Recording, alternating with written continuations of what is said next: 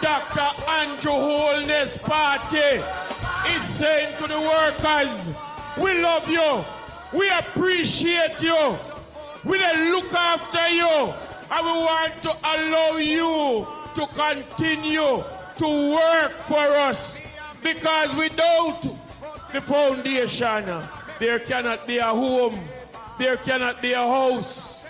And so tonight, as we continue with our appreciation to the workers, we will now ask the Honorable, my mentor, Dr. Horace Chang, to just stand for me, because we are going to be awarding the party plaque to one of our workers, the party leaders long service award, and it goes to, without anybody can quarrel, a man who has been at the forefront of Jamaica Labour Party in St. James, a man who make it known, say a one party, one leader, one Andrew Holness, one Hero Clark, one St. James Central, Richard Da Costa.